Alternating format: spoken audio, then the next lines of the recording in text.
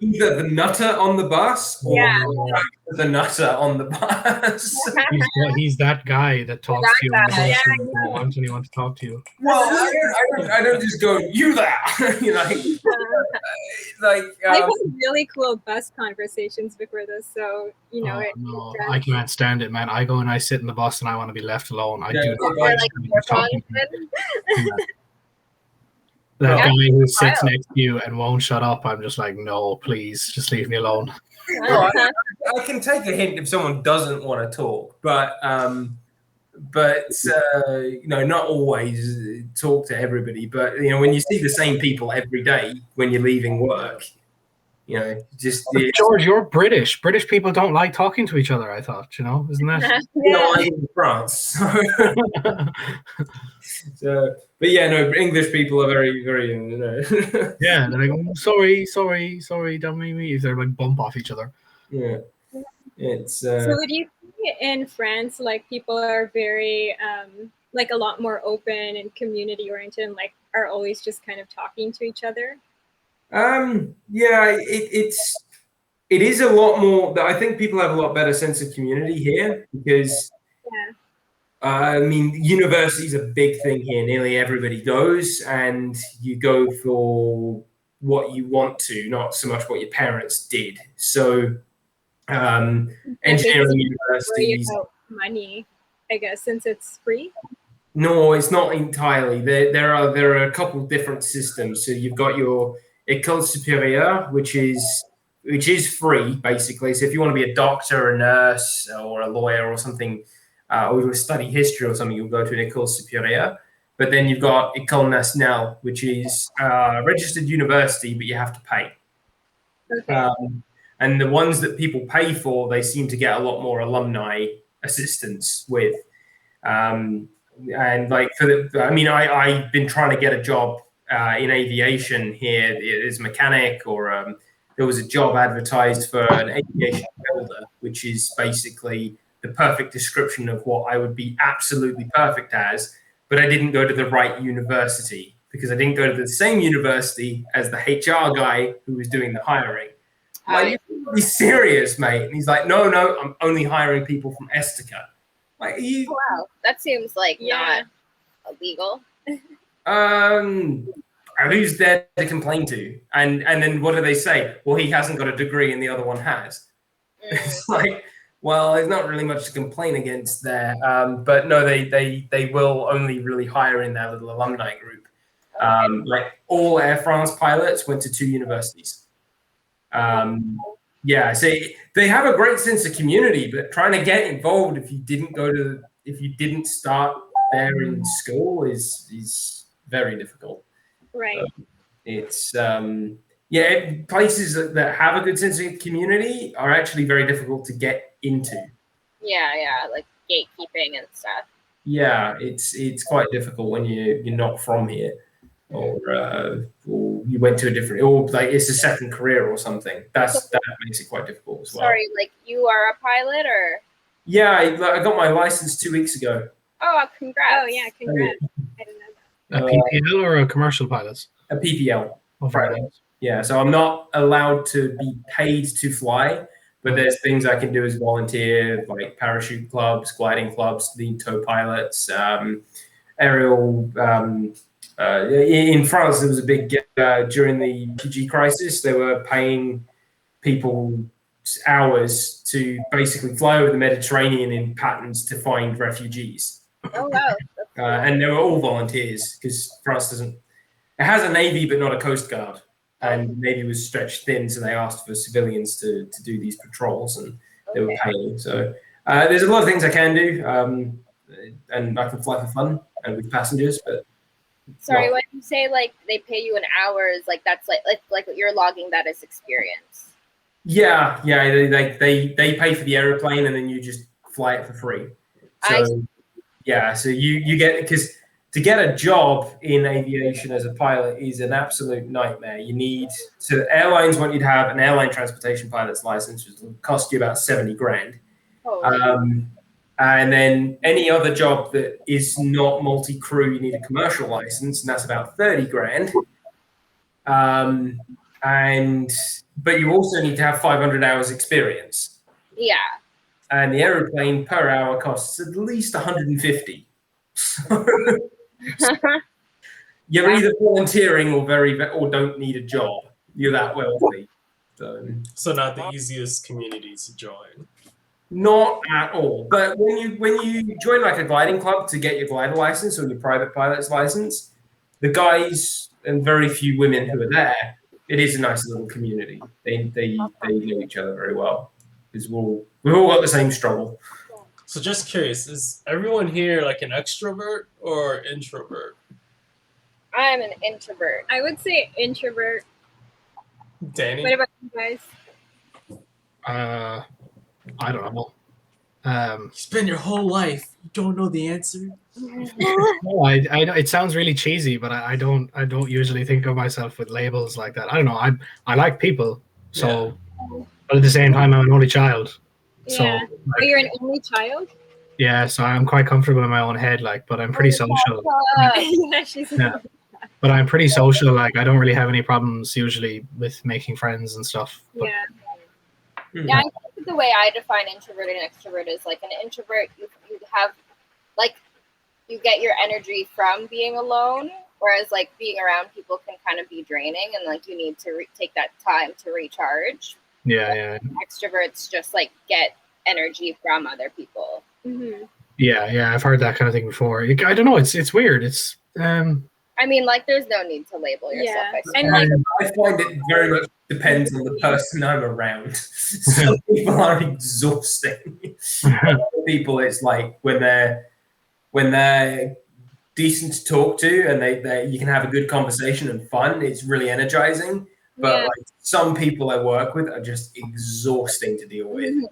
Yeah. Energy vampires. Yeah, absolutely. It's like, please, can we end this conversation before one of us dies?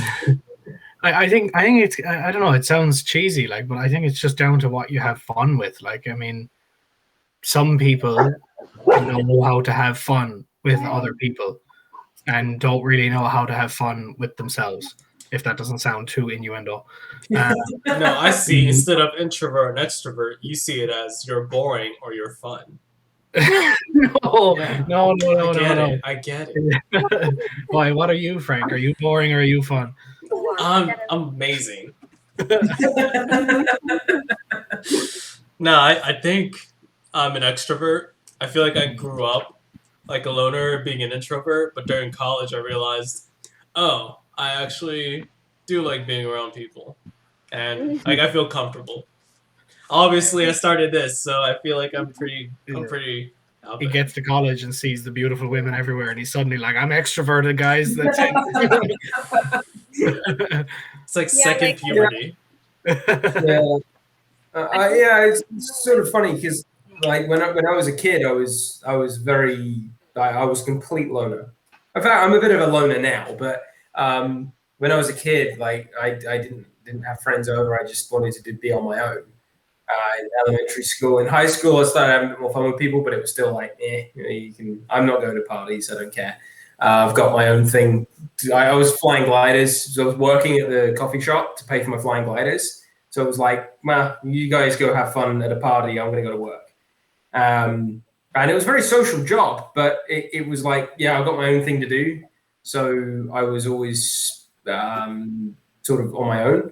And I did make friends at the gliding club and whatnot. But like here, I do work and I'm quite social at work, and like I'm always the one having a bit of fun with people at work.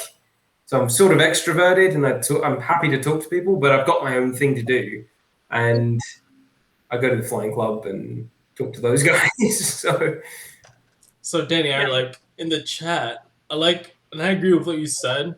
Something along the lines of, you just need to find your hobby or your shtick, and that's how you'll meet people. I agree with that too. Like, I think when you know what your interests are and you go and pursue them, then you naturally start finding people. Yeah, well, I think that the process of getting people to like you is like, it's not something you should like set out to do, but as in, I think what actually is happening when somebody starts to like you is they're having fun in your company. I mean, I don't even know what it would mean to say that you could like somebody that you don't have fun with, you know. Like if I consistently don't have fun with somebody, then I would pretty much call that me not liking them, you know. Like now this is different from being like just like what I don't know. Even is it even that? I mean, if somebody is just not in a great mood someday, like that's fine. That's everybody's like that. But I mean, if I was to meet somebody new and I don't have fun with them, and then I meet them again and I don't have fun with them, and it happens again, I'm just like, well, you know, what are you going to call this? Like, other than I guess I just don't like you very much. You know, I it's feel nothing. like as you're saying this, you're imagining that person in your head. Yeah, well, no, I know what Yeah. what I mean is, I don't want to sound harsh, because it's about me. It's not about the other person. You know, that doesn't mean there's anything wrong with them. You know, like there's like imagine all the people that you meet in your life that you wouldn't say you really like very much, but it doesn't mean you dislike them or that you think there's something wrong with them or anything like that. It's just you don't enjoy their company. You know, you don't get along with them very well, and like that's fine. There's nothing wrong with that. But like I think when I'm getting the impression that other people like me, it's usually in the process of we're doing something together and we both seem to be enjoying each other's company. Like it's, I know it sounds kind of childish to talk about fun so much, like, but I don't even know what it would mean. Common, like it's easier to relate. Yeah. And that's what creates that sense of community. Yeah. No, I think that's fair. Like time's like a finite thing, right? Like it's not like we have like bundles of time that's like whatever. So it's like if you're gonna be spending this like resource, why would you like spend it on someone that's not really enriching your life in any way, right? Yeah. And I just want to emphasize it has nothing to do with judging other people. Do you know, it's like other people are totally free to just do whatever they want and like that and be whatever way they want to be. And that's fine, you know. I mean, and some people are gonna be, you know, the kind that I enjoy being around, and then other people are not. And and the same is going to be true for me and others. Like I'm not somebody that everyone has fun around, and that's fine. Yeah. Fake it till you make it. Yeah. You agreed. You said yes. You have things you enjoy, and other people have things they enjoy. And if there's no sort of overlap of enjoyment, then you're not really gonna like. They could be a perfectly nice person, but you're just not going to connect. Yeah. With them, I mean, everybody's been on a date where it's like, oh god, this chick just wants to talk about Twilight, and, and oh, she wants to go to a bar. It's like, I really don't enjoy drinking, or whatever your thing is. It's like, two circles of enjoyment are like that, and there's just no connection you're going to make with them. Well, yeah, but just like what would it even look like to somehow find yourself liking somebody that you've never had fun around? What would that even look like? You know, that would be masochistic. Yeah, I think it would genuinely be impossible. I don't know how you could like somebody that you've never had fun around. Like, that's good. I don't know. Yeah. I guess like some people, because I know some people who like are friends with just about anyone, right? Like, and I'll like meet this person and be like, oh, like why? Like I don't like it. And I think it's like a perception thing too, where I think some people are of the mind where they're like, I can get along with everybody, and I'll find something that we have in common.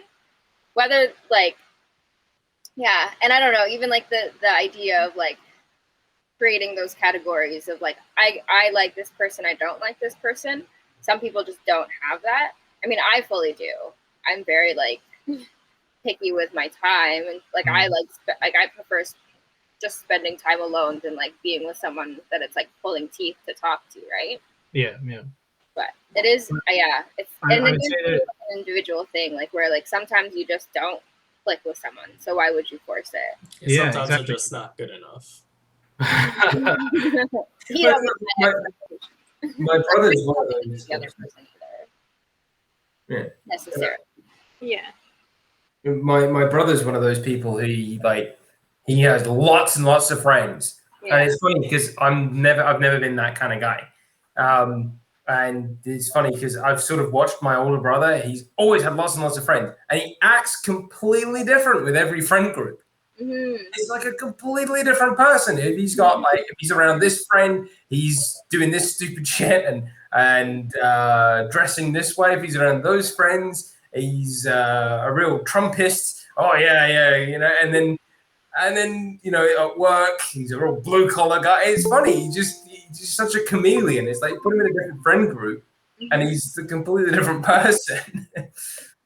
Yeah, like I don't know, I don't know your brother obviously, so I'm not going to comment like on him, but I think because there are those people, like you're right, where they have this picture that I'm just going to be this social butterfly, I'm going to get along with everybody and everybody's going to know who I am and stuff, and that's fine, if that makes them happy, then whatever. But it's like, I think what they're calling friends is not what I would call like friends. Like, as in, I have two buddies of mine, one of which I've known since for over 20 years now, and then another one I'm best friends with for the last like 8 years. Like, these guys would lie down on train tracks for me, and it's like, no, it's not about that. But it's about, there's like, these are the kind of people that like I would call like my friends, and it's like, there's lots of people like at work or in in local like kind of like sports clubs and stuff that I'm friendly with. Like, I know them, I like them, they're grand or whatever. I'd have a drink with them, but it's like, it is what it is. Like, I'm gonna have a talk with my friends now about expectations. I think like there are, and like I feel like it's more extroverted people who are like that, who will just go around and try to be friends with everyone. They don't necessarily need like deep connections or anything all the time.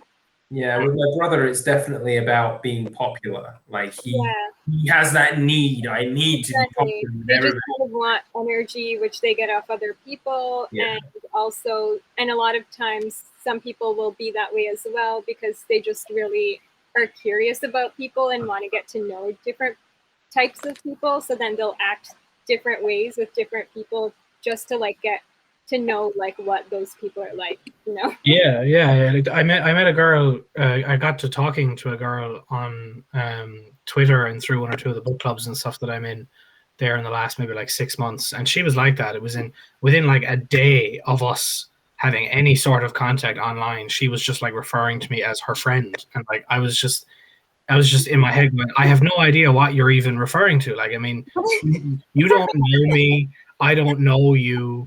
Like, I like, nothing about me. I could be a serial killer for all you know. Like, I mean, it's just, as in, I think like for some people that word just means something like so different. Serial killer.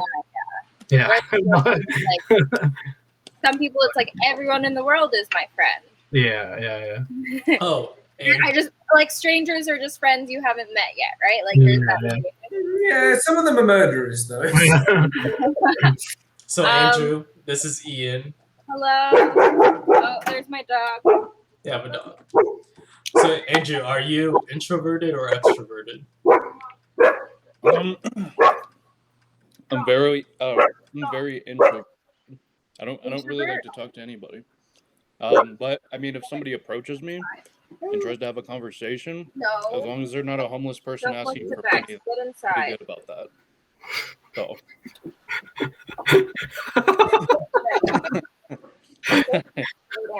I mean, I don't know, like whenever I'm anywhere, if someone wants to talk about sports or just whatever, if they see I'm wearing some sort of anime shirt or something, then I'll have a discussion with them. It's like that Bleach strip. Like what? Like that Bleach shirt. Oh, yeah. Yep. Andrew, can I ask, how tall are you? I'm only like 5'10". Really? You look like you're about like 10 feet tall. You look like a giant. Yeah, you do. You look like, are you like you look like you go to the gym and stuff a lot, do you? Yeah, I'm like 200. Oh, look at that.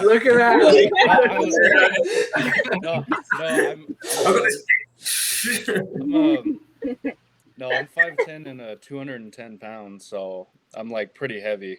What's 210 pounds in like? 100 and that's 95 kilos. Oh, okay. Like Okay. half. Yeah, Yes, you're a pretty big dude. Jesus Christ. You fucking squash me. Holy shit.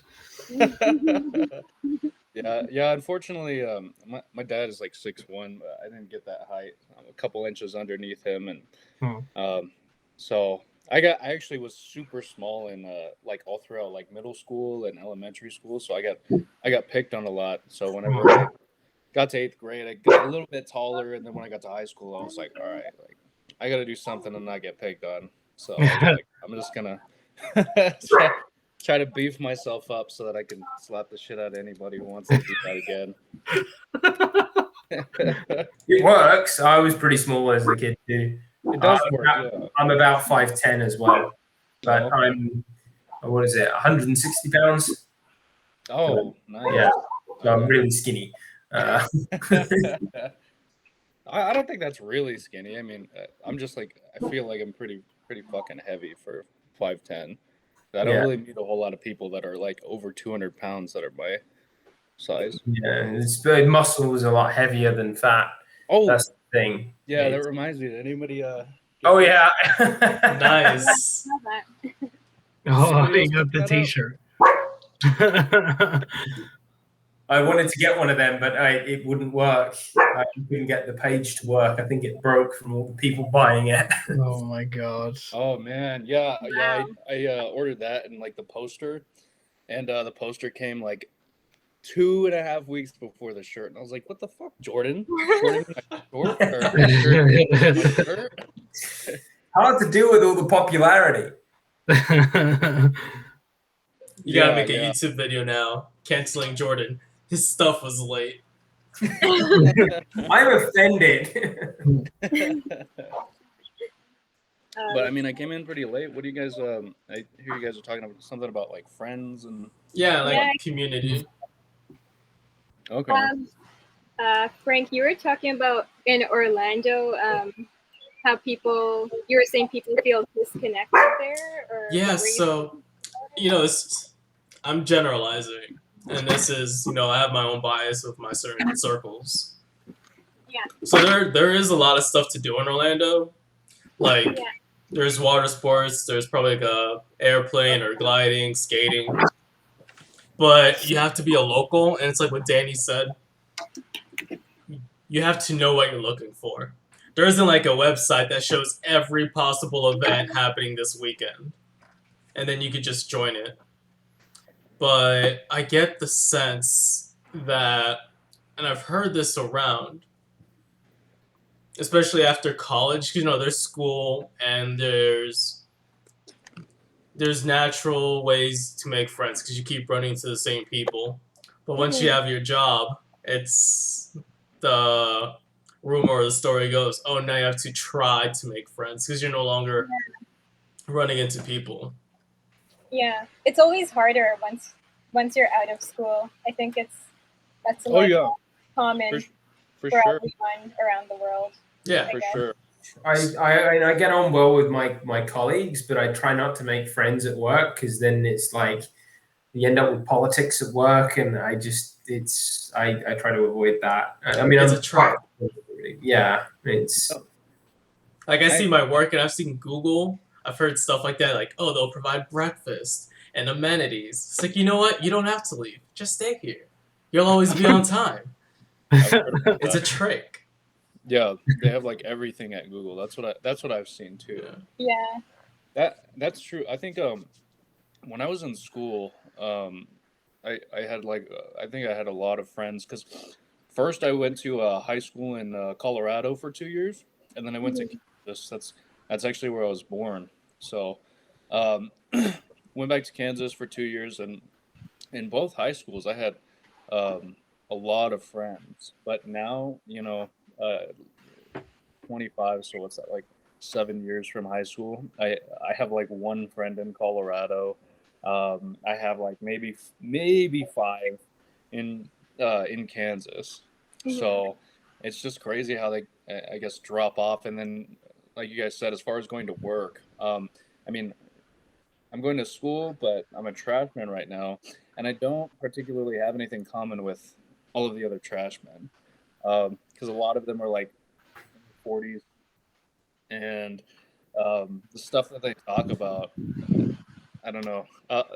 I hate to say that a lot of it is kind of stereotypical of what you would think a trash man is talking about. So, like, when I've done ride-alongs with them, and when I was first learning, every single one of them would, like, the conversation would consist of, "Damn, bro, what would you do to that girl over there on the side?" Like, bro, that girl looks like she's like 13, dude. Like, what are you talking? Aren't you married? and like, even if I thought, oh, hey, this guy's actually kind of cool. He's kind of different. The conversation would eventually turn into that. I've met like a couple of really cool dudes that I've had really in-depth conversations with, just like a couple of times. I would say 98% of the time that's not the case. Yeah, I imagine it's hard to kind of like broach, like to like get past that surface level too, right? Where it's like, okay, that's an easy thing to talk about, right? Objectifying women as a man. Is it though? I mean, Jesus, it feels like these days there's a lot of dudes out there that really don't want to talk like that. Like, it's just like it's still like really common. Like, don't get me wrong, but like. It seems like there's it's a non-negligible number of guys where when one fella brings that up at like a lunch table or something, there's a noticeable number of guys at the table who will just like put their head down and just like axe out of the conversation. Like, okay, they'll put their head down. Will they like redirect the conversation or like speak up about it? That depends. It depends on who they are, who's the guy talking, etc. Usual social dynamics come in there, like, but for sure. Like, but yeah, no, I know what you mean though. It's like it's something. It's one of the things. It's one of the things that people will reach for. Like, yeah. Or not a topic, but like an easy topic, right? Where like I imagine for guys it is kind of hard to talk about, perhaps like the deeper thing, like philosophical things, even because there's even that like expectation of masculinity, perhaps that's like, oh, we don't talk about I don't know, actually. Like, one of the things is you don't want to end up in an argument at work because you'll end up losing your job. So it's like if you say, "No, that fucking Trump's an idiot," and it's like you're kind of really having to hope that everybody else agrees with that statement, because if they don't, with a guy, it's like, yeah, okay. Sometimes you can sort of smooth things over, but if somebody's really for Trump and you're really against him, you just end up in an argument. And the easiest solution for a boss is to just fire the pair of you. Yeah. So it's like you don't really want to get into politics and things that end up in an argument about, because you don't want to lose your job. Does that happen though? I mean, like, Jesus, it would want to be a really fucking serious argument for the boss to even get involved. Right. I was like, where do you work, George? I was like, there want to be fucking like, like an actual like row and shit in the canteen. Yeah, I mean, like one place I worked in Calgary, the bar for getting fired was so low. It was remarkable. Like, I parked the work truck somewhere. Somebody phoned the secretary because it had a big number on the side of the truck. They phoned the secretary and said, "Can you ask the guy to move the truck?" Well, the secretary didn't like me, so she just reported that George had a fight on site about moving his truck. Yeah, well, no, he wasn't even there. He just phoned the number and said, "Hey, can you ask whoever it is to move the truck?" Turned out to be my truck. She didn't like me. Got to the bosses. George had this big fight, and I got fired. And I was like, "Oh, that's weird." I said to the guy, I asked the guy, "Did you actually speak to him on the phone?" He's like, "Oh, no, I didn't actually." Are there labor laws in Calgary? Like, what the fuck is that? None. Alberta doesn't have. You can be fired for no reason in Alberta. Oh, well, there you go. The bar for getting fired was like so low. I'd say then if that has more to do with the fucking lack of labor laws than it does like the state of political conversation. Like, I mean, if I go fuck Trump in the canteen at work, I'm not going to get sacked. Like this.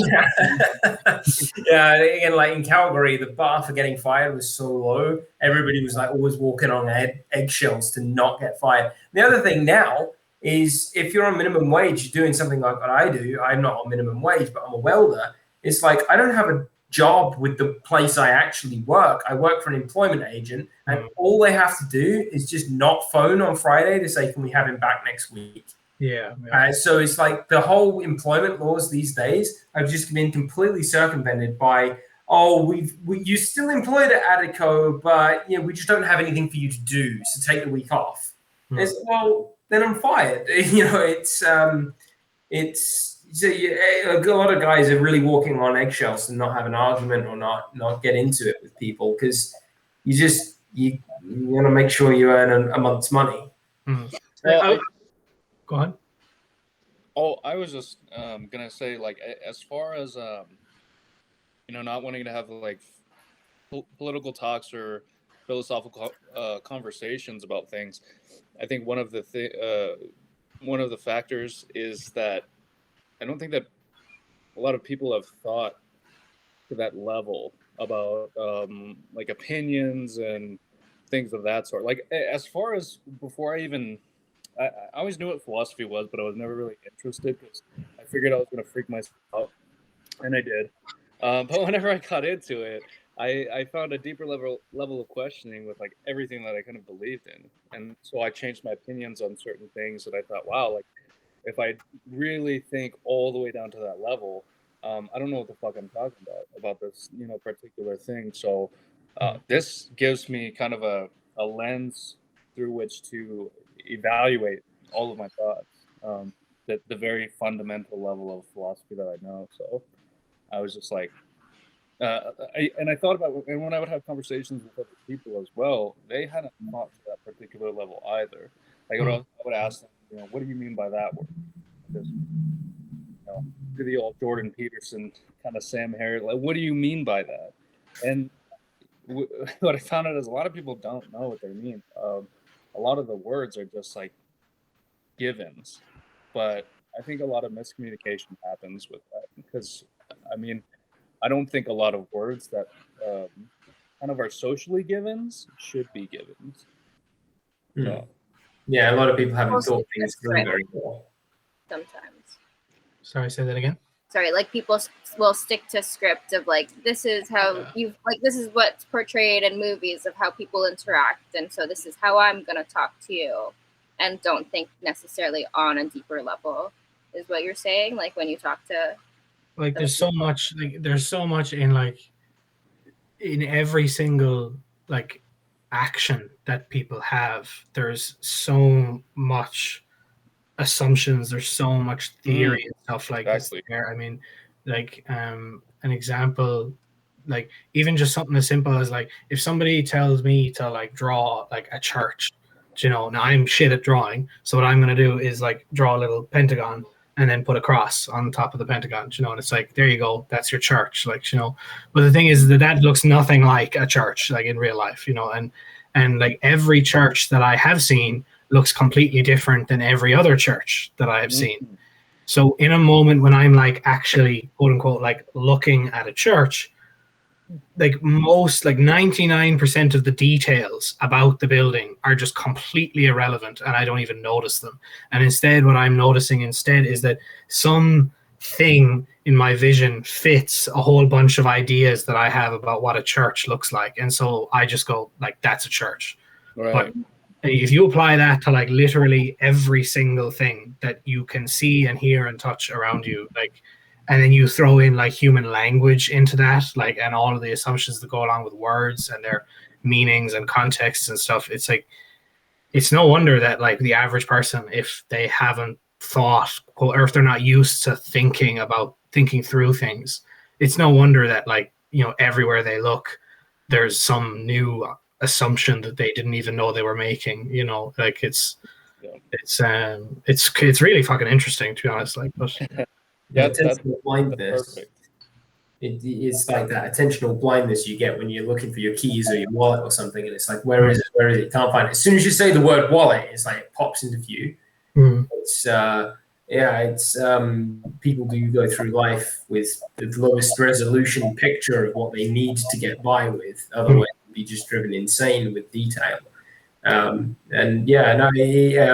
think something that I have noticed is most men are attentionally blind to women, because you walk up to a woman to say, not to say hello, I'd like your phone number. It's like, no, stop your car. Your bonnet is up. They just don't see you until it's like you're an imposing figure, and it's just like, I don't know if that's particular with everybody, but I found it more so with women. It's like, no, the bonnet of your car is not even on its secondary latch. Like, you close the bonnet of that car, and it's like the first time they see you is like when you're a danger to them. Because if you were going to be dangerous, well, that's the point where, like, and it's like you try, excuse me, madam. It's only when you're actually like really like impose your whatever on their attention span, and you get that with guys too. But I find that more often the case when dealing with strangers who are women. Because guys, well, yeah, but that has all kinds of like, I mean, like what would it be like for a dude to be a woman, or to see the world through, like it'd be a bit like if, like, I'm maybe 5'10", 5'11", so it'd be like if I was walking around and everybody around me was like Andrew 6'5", you know, and was like, you know, a couple of stone heavier than me. And like I get into an elevator with a bunch of people that are like much taller than me, much stronger than me. It would completely change the way I would move about in life. You know, I would not walk out into a car park late at night alone if that was what was going on. Like, so it's I find it easier if you see something that's dangerous, like, or something like someone's bonnet is up. I find it easier to get a man's attention. I found a woman driving along with a flat tire a couple months back, and you know, like, stop, like, excuse me, stop, like, and she just she was at a stoplight. She absolutely didn't hear. And I'm like, how do you not see me? I'm shouting at you to stop the guy with a flat tire, and she's like, no, head forward. Didn't even, nothing entered. And like, whereas you shout at a guy and it's like, ha, and it's like, oh, right, here we go. And it's like, oh, okay, it's not a threat. It's just somebody, it's not a fight. It's just somebody that wants my attention or something. It's funny though. Do you think there's some truth to the idea? Do you know all like the serial killer programs and stuff that are on like Netflix and stuff? I hear a lot of people say that like girls are more into that than guys. Do you think? Yeah, definitely. Wait, let's ask. Is that true? Do you guys think that's true? I have a couple friends who are super into it. Like my sisters. No, but do you think it's true that? But like, do you think it's true that it's like more popular among girls than it is guys? What? Is it more popular among women than men? I don't know. Like, I think there are quite a. I don't know. In my sample size, I'd say it's about even of like the people who are super into it that are guys and girls. But yeah, that's my sample size. So I don't know. Same with my experience. I would say like probably more like girls or whatever. Yeah, like my girlfriend is convinced. Like, I'm not convinced. Like, my girlfriend is convinced it's more popular among women, and she thinks it's because of this thing where it's like women actually have reason to think, oh my god, I wouldn't want to be murdered, you know. And it's like there's this weird kind of morbid fascination. And I guess they have more of a fascination of why someone would want to like commit a crime, and like because they might be like more on guard about those things, like looking out for their safety. They want to know like what's going through like a criminal's mind. Yeah. Like what a serial killer might be, like the behaviors a serial killer might exhibit. Yeah. But I personally don't watch those. Like, I don't really watch many of those serial killer shows. Neither do I. The way that they're like, the way the story is laid out is kind of targeting women and like how they, like, you know, like, like perhaps like psychologically, I don't know if women are more, like, I feel like there's that preconception that like women are like more in tune with their emotions, stuff like that.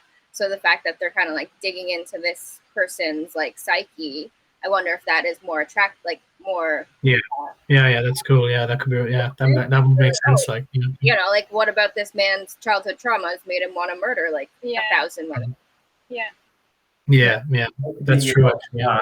The one thing that immediately pops to mind when you talk about serial killers being popular with, well, the serial killer shows or whatever being popular with women, is serial killers in prison get an unbelievable number of love letters from women. Yeah.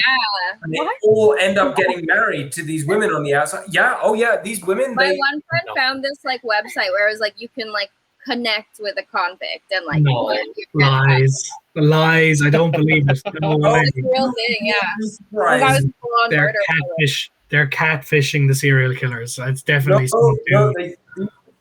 women like have that fantasy. Wow. So is this what rehabilitation actually means? Well,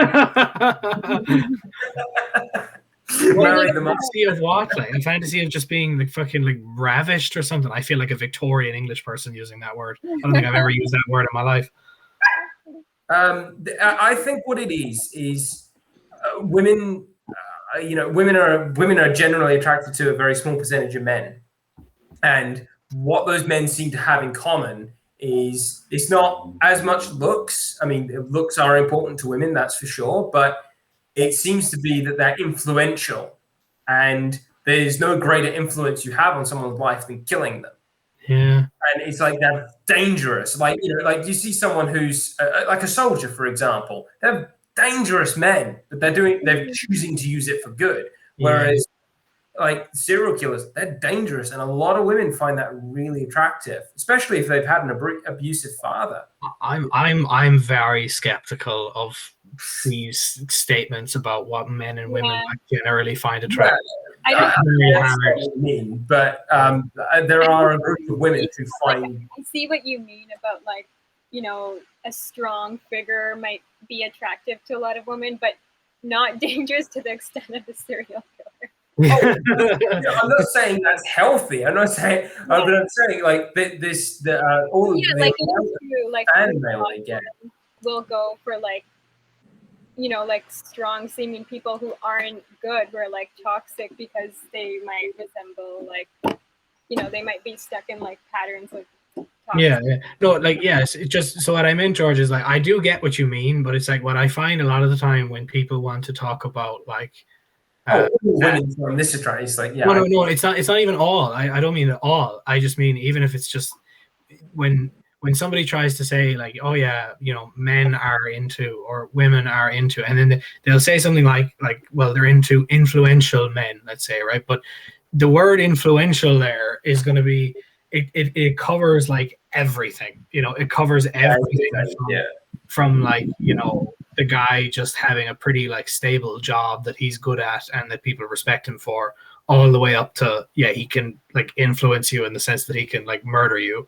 And it's like I know what you mean, but it's like it's very broad, and it's it's a bit vague. And it covers like, I mean, people. I think, I don't know, like I feel like it doesn't get pointed out enough, like just how different everybody is. Like, I mean, like people are so fucking different, especially when it comes to like their romance and their sexual preferences and their even just like food. Like, look at how different everybody is when it comes to food, and it's like.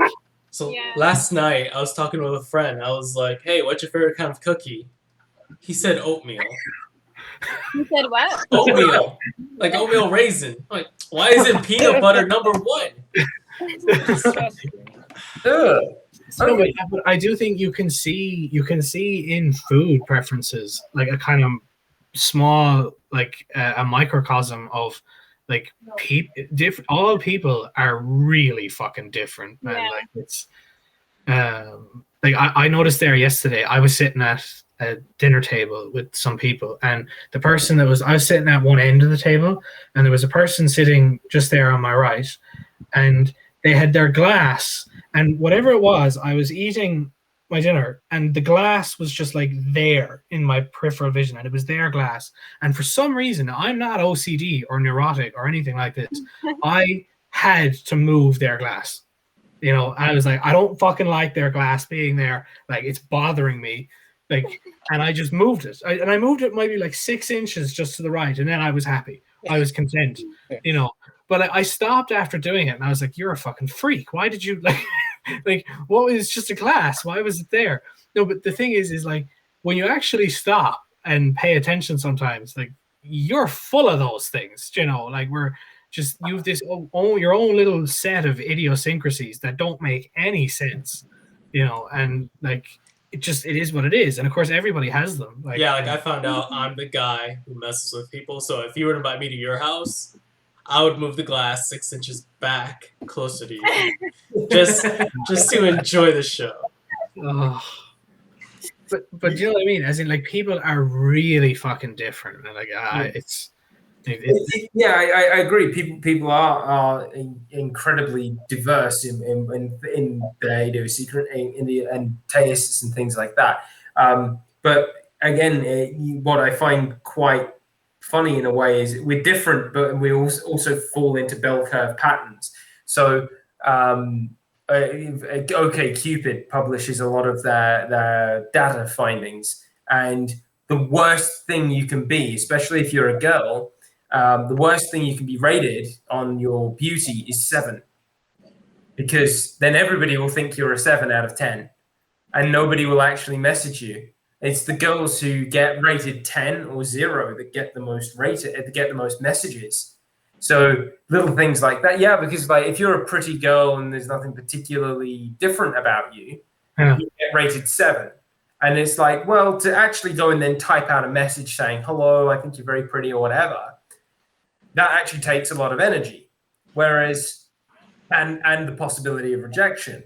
So guys, they'll rate her 7 and then just move on. Whereas the girl with like tattoos or something, piercing, something that a lot of guys go, oh no, and other guys go, yeah, I like that. They'll get the messages from the people who think they're a 10. And it's like, they're being bald. That's something that divides. That's a very divisive thing. Some girls absolutely repulsed. Other girls really like it. And you can't tell who it is, actually. It's kind of funny in a way. But it's like some girls are like, oh, yeah, I really like, and they spend the evening rubbing your head. And the other girls are like, just get the fuck away from me. I think that's a really, like, the thing that I found with people is, like, we've all met these people, I don't know, maybe you haven't, but where they don't have any boundaries. They don't have, and by that I don't mean that they're invasive. I don't mean that they're invasive. What I mean is, like, they don't have any external preferences. Like they will just like go with what other people want, what other people do, and obviously nobody is like this 100% of the time, but like for a large portion of the way they go about their life, they just kind of go with what somebody else wants and with what somebody else likes and stuff like that. And people who are like this, it's hard to even like talk about that person as, like, imagine being in a relationship with that person. What does it mean when you're in a relationship with a person that has no preferences, no boundaries, no, like, they'll just do with whatever you want, they'll do whatever you like and stuff. There's no real person there that you're a mirror to you. Yeah, and it's like what you're describing, George, is like if I'm looking for somebody to go out with, if I'm looking for someone to go on a date with, there's preferences that I have about what kind of person I like. Yeah. So when I see a profile that doesn't display any of that person's preferences or personality, if it's just a generic look at me, I look nice, don't I? There's nothing there for me to grab onto that makes me go, oh yeah, I that fits with a preference I have, or it doesn't, and stuff like that. And it's weird. Like I don't know how to put it properly, but I just feel like there's certain people that I'm sure that they're lovely people on the inside and that, but they're just so non-external. They just don't. Like they're too agreeable, you mean? Yeah, but it's like agreeable to a point where it's like they're hollow. They're not even there. Do you know what I mean? Like they're nondescript in a way. They're just a vessel, like, and it's do you know what I mean? It's like the worst form of a yes man.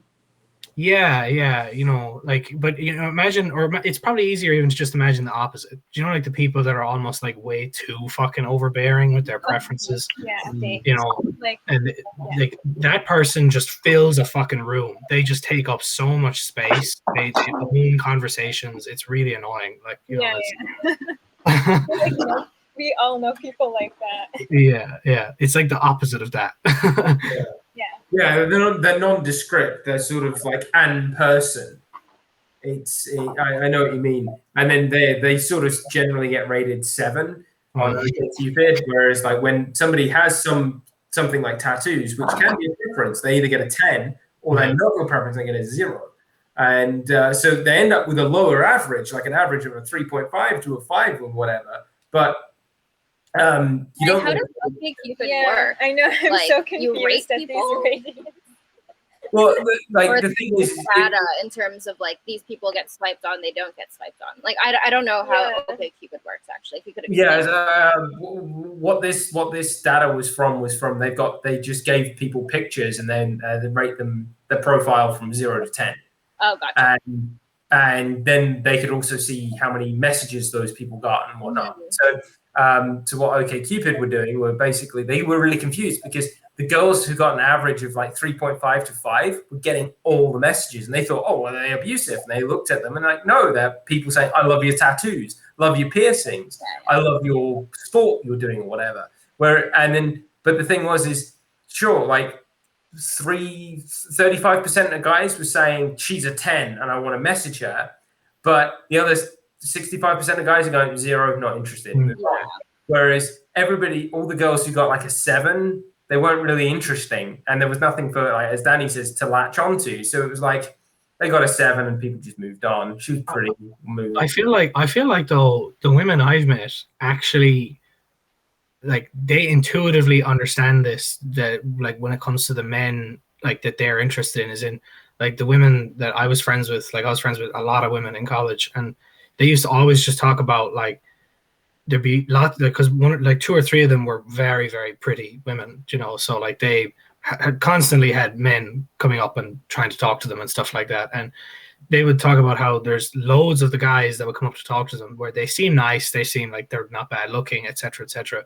But they would always just talk about how he didn't do anything that was like interesting. There was nothing there that made me think I like him or I dislike him. He was just like kind of there. And the guys that did manage to like get their phone numbers or something were always the guys that managed to do something that made them sort of more different. Remarkable.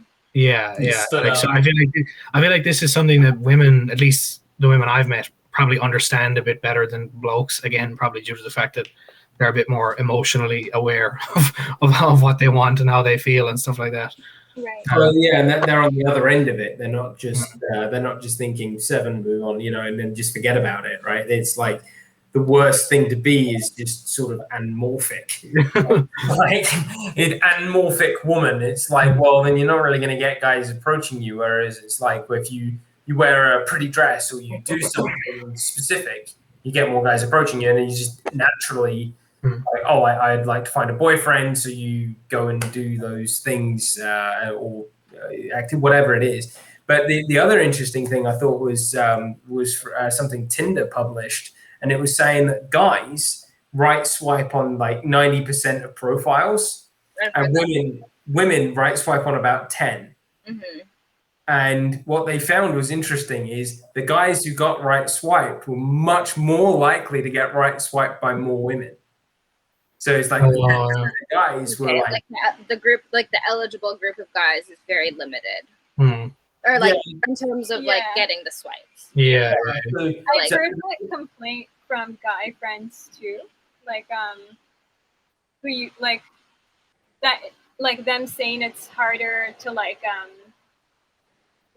any woman that they might be interested in or whatever, it's harder to get their attention, whereas like the opposite is not true. Or I mean, the same is not true for women. Okay, so here's the thing though about that I see on the flip side is like, okay, guys are swiping on 90% of women, right? Yeah. And so when they do match with someone, they match with them, but they don't necessarily have feel as much commitment, I suppose, to the relationship, where it's like, oh, like there's the potential that someone I like think is hotter or better is gonna swipe on me. So I think there's still that like commitment imbalance where like a woman might, start a conversation with you, and like she might be the only one on your list. She might have like 5 other guys that she's talking to, but like if she is actually like putting more time towards you, you don't know that, and then like someone else matches with you, and suddenly you're like, oh, like a new person, like this person's hotter than the one that I've been talking to, and so like you probably like shift your focus. That's something like I would imagine it comes out of that like dynamic of like that. Yeah, I've seen a couple things on YouTube where a couple will basically make a profile for each other and manage each other's profile to see like, and it's like the guy would get like 5 matches in the week when the woman would get over 1,000 matches in a day. And these guys were like, I can't believe how many messages the girlfriend's getting. And it's just like, and it wasn't much of a profile, and the other thing that I thought was interesting is when you give women a Tinder account pretending to be a man, a good looking man with a good profile, they're like, they just can't keep women interested. You'll send them a message and you just won't get a response, or you'll get a couple messages and then the conversation dies. And I thought that was really interesting to see that couples were actually exchanging profiles to see, and the women are always saying, my God, a man's profile, you get no matches, and then you send a message and you get no response. Whereas with a woman, it's like in a day she gets, and again, she gets a lot of matches. And again, another study found, this wasn't from Tinder, this was a separate study, asked people if they used Tinder and why they used Tinder. And the number one reason for men was to try and find a girlfriend. It was like number 4th, and it was like over 50% of guys using Tinder were looking for a girlfriend. And it was actually quite a small percentage of guys within that 10% who get a lot of matches who were saying, oh, I'll just use it for casual sex and whatnot. But what was really interesting is the number one reason women used Tinder was because they just wanted some attention. They were bored. Arta. Yeah, it sounds like maybe not sounds accurate. It's confidence based, right? Like when you swipe and you're like, oh yeah, I matched, and then you swipe again and you're like, oh, I matched. Like it's definitely a confidence boost. And I think the very fact of the matter is like meeting people through a dating app, there's always that, like, it's like if you meet someone at a doctor's office, like if you meet someone at a bar, like these settings have their imposed ways that you interact with people, right? Like the way you interact with someone at like a club is not the way you're going to interact with someone like at a football game or something, right? Like there's different, and I think the virtual dating world has those different expectations as well. Yeah, it's like you don't expect a serious relationship. Not as serious or. Sorry guys for interrupting, but can you just give the topic real quick, because it's been a while that I joined. I'm hearing something about online dating. Yeah, so we're talking about that. And everyone, this is Arthur. He's like one of the original people. Nice to meet you. Yeah, I was one of the first. I think I was in the original group chat. I'm from Belgium, by the way, so I hope I have a little different perspective on anything, I guess. Sorry, man, yeah, I'm doing it on my phone. I just dropped, so. Wait 1 second, please, because I'm installing my setup, which is really rudimentary right now. You're sideways. Oh, nice. There you go. Yeah, okay. I just have to stabilize everything because I don't have I have like a fixed TV with a TV, fixed PC with a TV, so I don't have a webcam. So I'm gonna make like a little fortress with some books. Okay, I'm stable right now. Sorry for asking all the attention. What's the topic about? Because I heard something about online dating. Starting about like communities, friends, relationships, different kinds of people. And then we started talking about like patterns of behavior and like men and women, I guess. And then we started talking about dating apps. Like, okay, that's interesting. That's my fault. Sorry. Yeah, but I'll just listen and catch up for a while, so I know what like the broader context is of everything. If like the relationship between men and women, like through history, if that's like the main topic, that's like really interesting. So because a lot has changed, like for example, online dating.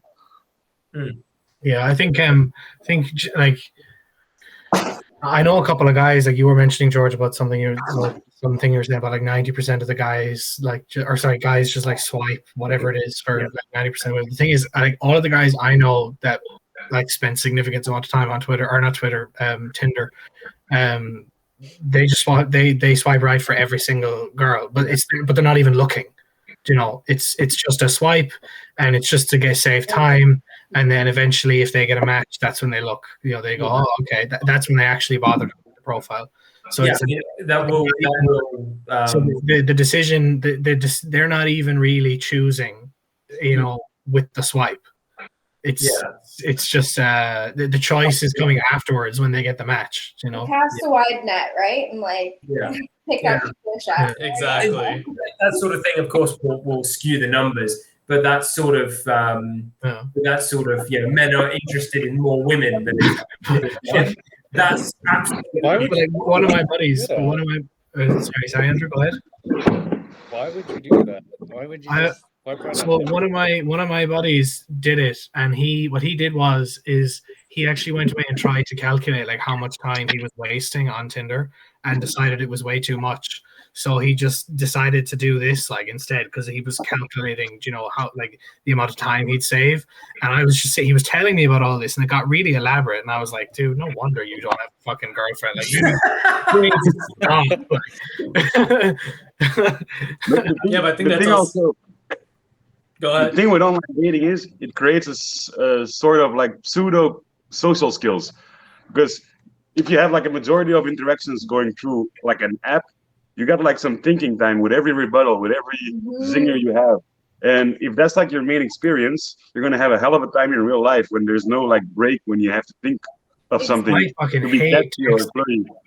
Am I the only one that does not like texting? Like I couldn't imagine being like single today and having to like get to know somebody first through texting. Like, oh my god, it would be so bad. I don't really like dating apps either, to be honest. Yeah, like I met my girlfriend in person. Like I met her in person at a college party, like, you know, and got to know her through those kinds of settings, like, you know. But, so you never really use like Tinder, any kind of those dating apps? No. It does have. You've been with your girlfriend? Like 7 and a bit years. Yeah. You know what? It's time. You gotta try Tinder. I'll say it to her. I'll be like, "Yo, can I join Tinder?" I swear. That's like cause for a breakup. Yeah. No, I was dating my ex. So I broke up with him in 2019, and we were dating for 7 years. So it was quite. It was an experiment to go back on dating apps. It's definitely like a learning curve, and it is really like for us, like it sucks not like I would much prefer to meet someone in real life. Yeah. Because there is that like that pseudo social skills, right? Like where you're not actually like you're not in real time, and so when you like get to meet this person, no one's coming up with quick witty banter. Like it's just kind of like awkward, and like even more awkward because you have this expectation of like how this person should act based on how they've been acting through text and stuff, but suddenly it doesn't like match up necessarily all the time. And I think it's tough. I know my ex's sister met her partner, her like boyfriend, on Tinder because they're both very like introverted, quiet, shy people who wouldn't like they wouldn't go to a party and just chat up someone else. So I think there is that niche of dating apps too, right? Yeah. That's like part of it where it's like maybe they have like not the same social skills in real life, and so they need that kind of to break the ice and like get to know someone. Yeah, but there's also the risk of becoming dependent on those pseudo social skills. So I think also what you mentioned is, I think even some dating apps attract those who are, let's say, predisposedly shy. Let's say those who like the ones who've been shy since childhood. Like that's like a certain personality trait, which has uses for other things, but for like straight on dating, those are the ones that might hover towards dating apps, which then in result creates those pseudo skills, which makes them even less prepared for the actual real world. Because at the end of the day, no one's gonna propose through a dating app. You're gonna have to make a real step sometime if you want to take a certain relationship seriously. You say that, but I bet it's happened. I bet It's gonna happen. It's gonna happen. People get married in fucking Vegas. They definitely propose on a dating app. That's definitely happened. But that's not something to applaud, I think, because it's like a cop out. You don't even have to make eye contact. But yeah, I think you won't ever see a genuine reaction. I think the dating apps also just exaggerate the characteristics of selection and like in real life. I think there's like the stereotype that women are choosers, and I think we all know there's a better reason for that, like pregnancy. Guys don't have to deal with the brunt of that as much, so yeah. To Danny's point, like texting, I fucking hate texting. I don't know how many times I've met a chick in public, just whatever, at a restaurant or a museum or whatever, got her number, and she was like, oh yeah, it'd be great to see you like, next week. Say hi on text. Go. Never see her again, never hear from her again. It's like, I hate texting. It isn't funny. And like the reason why I've got a few girls' numbers here is because I don't particularly care that I have a stupid accent and that I make hilarious mistakes and that, I'm kind of funny. And like, it doesn't bother me that I make silly mistakes and make people laugh. But no, on text, it's just like, I don't know how many chicks have been like really fucking happy to give me their number, and then I never see them again, never hear from them again. And I'll send you some really good memes. Yeah. Well, it doesn't help that my phone. This is my phone because I don't get on with like smartphones and stuff. So I've got a Nokia. Oh wow, so, one of those. Yeah. Good job. I applaud you. George is a boomer, man. Yeah. So it's funny, like I always, because like we kind of got onto the whole dating thing because you're talking about how everyone's like an individual, right? And it's funny because like I was thinking of in marketing, my one friend works for like a telemarketing company, and they collect data from people, and then you get those targeted ads, right? And so really like people do fit into categories as much as each person is an individual. There are like, especially with the things that you buy as a consumer in our capitalist world, like there are ways that you can be defined in terms of like what are you going to spend money on. And so like in that sense, from like a marketing point of view, there are like groups, like there are like it's a group. Like you starts with the border. Sorry. Like it even starts with the border. Like even if you're an individual, I have no use with American ads, and you have no use with Belgian ads. So even that puts it in the category. Exactly. And then just being straight or gay puts you in a category because I have no use with gay dating apps, but my gay neighbor has no use with my apps my ads, for example. So even if you want it or not, like this whole notion of it's such a like a title to be a individual, like as your only identity being an individual. I think you can't survive, or you can't find a decent position without being part of some sort of group. And yeah, is it a bad thing? I don't know. I'm not embarrassed of belonging to certain groups that help me out without being controversial or whatever. Yeah, I don't know. It's weird. It's like, go ahead. Sorry. Sorry. I was just going to say, like Arthur, since you just joined, how would you say like things are in Belgium in terms of not just for dating, but also just like getting to know people and making friends and stuff?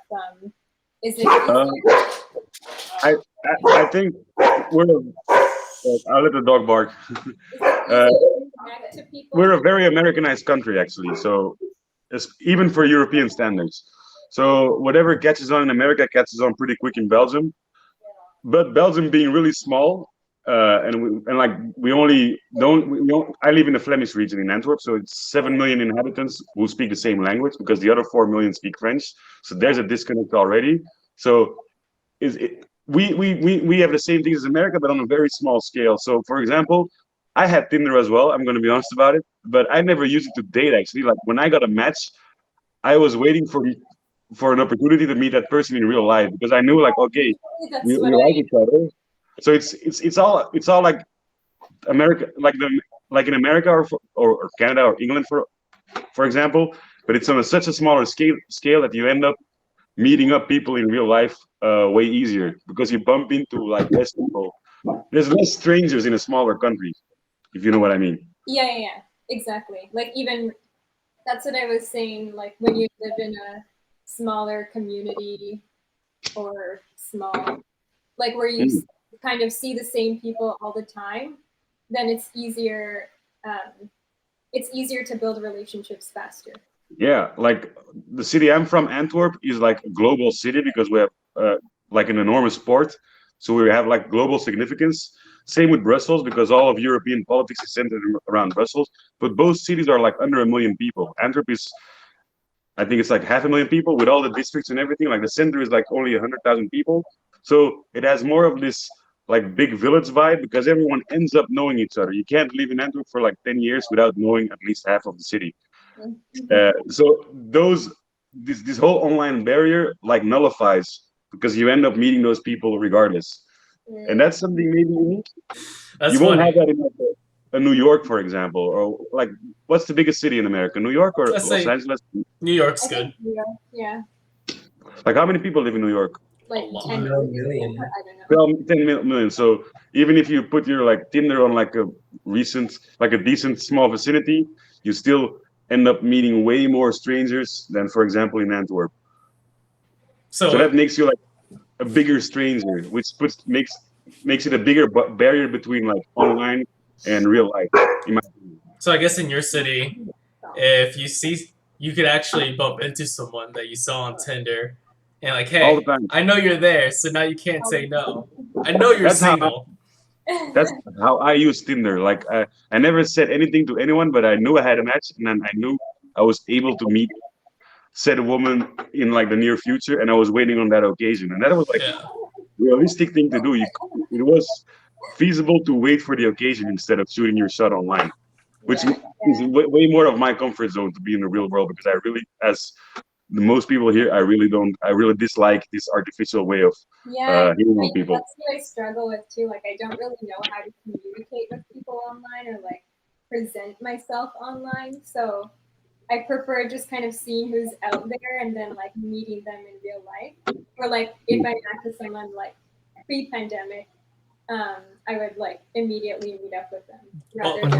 If you just think about how much more information there is when you meet somebody online, like how much does the way somebody walks tell you about them? Do you know? Or now that how much? Or not? That's actually even the wrong way of putting it, because it's not like you can fucking read the person's mind just by how they walk. But what I mean is that you have certain ideas about what you think about the way some people walk. So if you saw somebody like walking, and this sounds so stupid when I say it too many sentences in a row, but like the way somebody walks into a room, like you will pick up on those kinds of things. Like their posture, the way they carry themselves, like if they're crouching or not, right? Like and like body language. That wasn't like you're not going to see that in a picture necessarily, and especially like vocal tone or a Zoom call. You know, you're not going to see that in a Zoom call. You're not going to see it in Skype. You know, or... That's why we use Hangouts. Next time everyone has to walk onto camera. Yeah. It's only fair. It's the same with like how people deliver their sentences. Like when someone struggles in real life, you can't like signal struggling socially online, because you have all the time in the world to like make up that perfect sentence. So you're only like confronted with like those well thought out conversation starters, which you might not those same people are maybe struggling with it in real life, and you have no idea meeting them online, because it's all artificial, and even like the social encounters are like Photoshop, let's say, because you can edit it out, and you can like I can imagine like most guys waiting like 10 minutes before like coming up with like that perfect sentence. Yeah, like all of this is all green screen. There's the door isn't there. I find it actually easier because I think I'm a bit too old for the online gaming thing, because everybody I went to school with was really into gaming online, and I just never got into it. It wasn't my thing. So I actually find it nearly impossible to send someone a text that's funny, whereas I just really don't text. People text me, I don't really text back, but I can make people laugh in person. I can meet people in person. I have no problem walking up to someone and man or woman starting a conversation that or asking them a question or just saying to a girl, very pretty, or whatever you want to say. But like with texting and phoning, it's like, oh shit, what do I say? Like, especially here when I'm living in my second language. It's like before I phone people, it's like, oh yeah, what the hell am I going to say? What do I say? Like, who's gonna pick up the phone? Like, what do I do? Like, whereas if I walk, like, if I have to phone an office, it's like, oh, yeah, what the hell do I say? Whereas if I walk into the office, it's like, oh, I just, hello, it's the secretary. Hello, it comes a lot more naturally to me than phoning or texting or sending an email. Do you have more anxiety when the phone's ringing and someone's picking up, regarding to the anxiety you have walking up to someone at a bar, for example? Oh, I have no anxiety walking up to people in person. Same with me. The phone is a nightmare. My heartbeat raises when I'm like, because I'm going to give a quick example.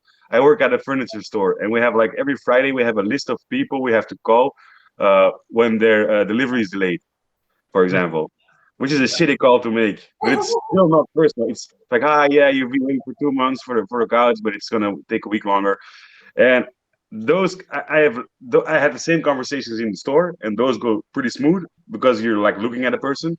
But those on the phone are like, it's just hellish. It's so uncomfortable because then you're like dealing with anger. You're like mitigating on the phone, and then you realize how limited those communications are because you only have like the tonal the tone that you can hear the anger, but you can't like litigate with actual human encounters. So it's all in the wording choice, in your own vocal abilities, and that's really limiting. And that's like becoming the standard for most things. And now that I'm rambling, I wonder if that's going to have an effect on the next generations. Like if we're like the last generation who are like capable of having a decent job interview, for example.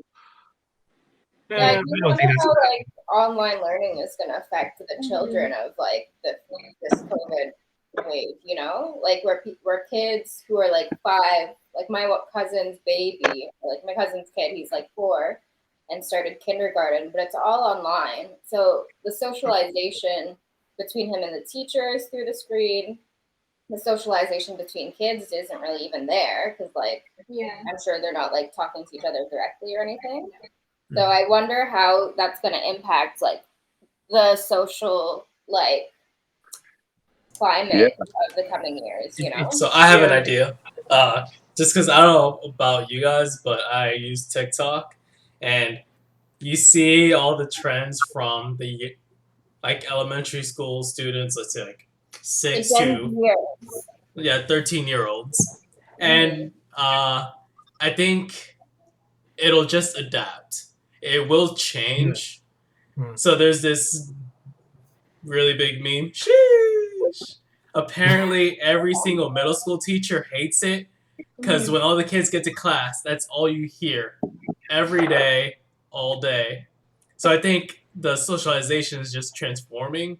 Yeah, it's just going to be meme culture on a much grander scale in real life.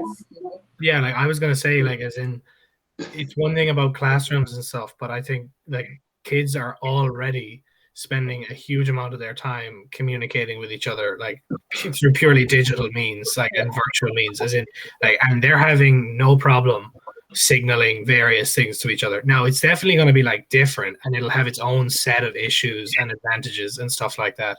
But the idea that like there's going to be a generation of kids that are just like communicatively and socially stunted just because they interact online, there's a lot of people making hay these days about stuff like that, and I just think it's not true. Like it's obviously not true. Kids are not socially stunted. There's some specific issues. There's some like specific issues that crop up from interacting too much online, and that's fine. Like we can figure them out over time. but like, it's. How about intimacy? What do you mean? How about intimacy? Yeah. I don't think about 13-year-olds with being intimate with each other too much. I'm not trying to be smart with you. That's a genuine. I don't. No, I get it, but there's a physicality by definition. Yeah, I think not like romantically, but you're talking about like just physical, like whatever. Like I can imagine a 40-year-old, a 14-year-old,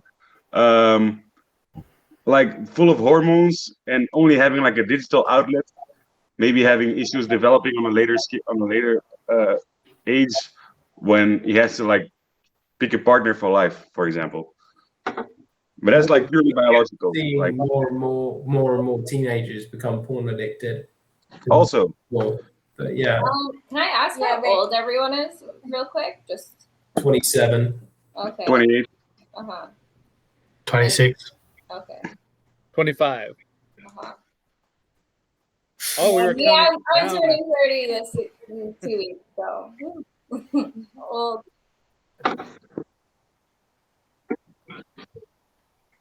I guess Frank is. You're on TikTok, eh? I'm the oldest.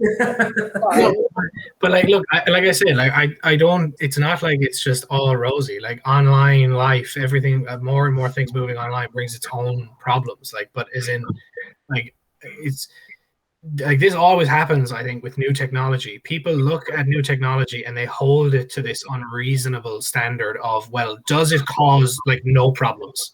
And unless it causes no problems, then we don't like it, you know. And it's like, you need to look at what you need to do is compare it to what's there before. And the thing is that normal quote unquote life that isn't, you know, that the likes of like our parents or people in the slightly older generation, or even maybe our generation is probably the last that grew up and spent most of their teenage lives mostly in person, you know, and not having a huge online presence, is like, that had its own issues. Like, you know, I mean, like school was filled with all kinds of horrendous norms that's like really damaged kids, and like there's all kinds of bullying and stuff and things like that. And it's, the point is not just to diminish the existence of problems like, you know, the availability of fucking porn and shit like that for 12-year-olds.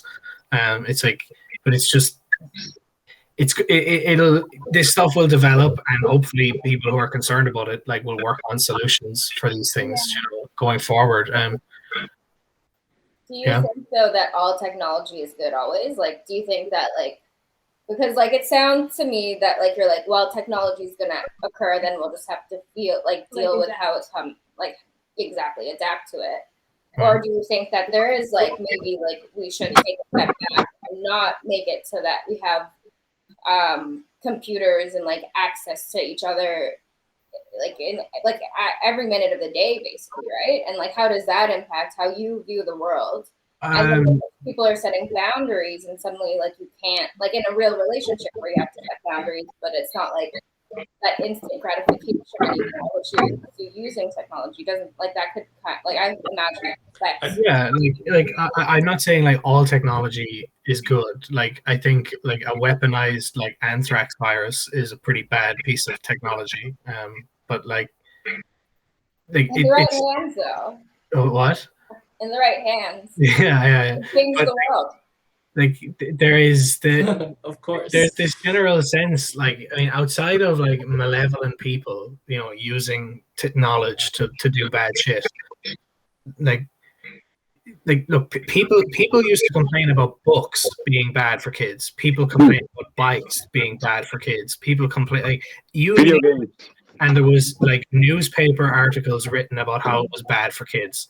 Right. You know, like this is not a new thing. You know, like it and of course there are probably I remember reading, and it was an article in, was it the London Times, talking about how if nobody acted quick, that within a few years there will be 3 feet of horse shit on all the streets in London. You know, like it's, and they were talking about like the prevalence, the increasing prevalence of horse and carriages, like in London City. You know, and it's. I think the best way to deal with it, like progress is always inevitable, and this goes beyond just technology. It applies to like a lot of things. I think the prime we should use like both approaches. Sometimes we do have restrictions, like with kids, like some things they can't use, like a chainsaw. But I think secondarily, there are some restrictive cases, but primarily we should be preparing people because it's inevitable, as opposed to like, yeah. Well, I had an interesting experience a while back. My Orange bill got all screwed up, and they wanted hundreds and hundreds of euros, so I cancelled Orange. And I had about 9 months where I didn't have Wi-Fi at home. I did use the internet. I used it at work, and I used it. I used to get these lunch vouchers, so I could buy a hot dog and chips at the internet cafe. And I'd take my computer down, I'd get my hot dog and chips. I'd do that 3 times a week. And I'd write emails I needed, downloaded videos I wanted, or whatever I wanted. And it wasn't so much that I saved $30 a month. I don't really care about that. It was a really interesting experience, like not having the internet for like several months on end. I found my attention was in different places. I was like painting a lot more. I was reading a lot more. I was spending less time in my house because I was going places. And if I needed something on the internet, needed it, I had to go to the Wi-Fi cafe. And I actually met more people, made more friends in that time. So yeah, for me, I thought it was just a sort of interesting experience. 9 months to compare without Wi-Fi.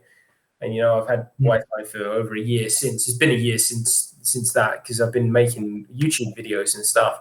But it was just an interesting experience. Like, here was my life without Wi-Fi. Still use the internet for purchasing and work and talking to friends. But I found a lot more of my time was sort of guided toward the things, my hobbies. And I didn't feel like I wasted as much time. And my interactions were more to do with the local people around me. And I made more friends that way.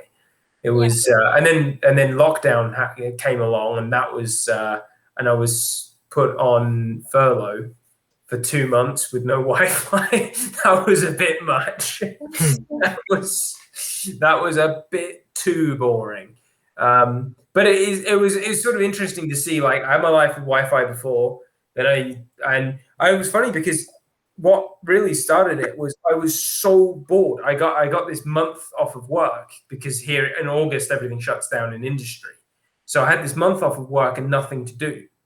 And I had absolutely nothing to do in this month. I hadn't planned anything. I couldn't afford anything. And I was so bored. I had no idea what to do with myself. My mum actually came here for a weekend. And that's how I sort of, we went somewhere and I found people painting. And I was like, I'll give that a try. And I sort of had to find something else to do. And then a month later, I lost the Wi-Fi. And I found that, yeah, actually, you're forced into a situation where you can't just sit on Facebook for a little while. You're forced to find something to do.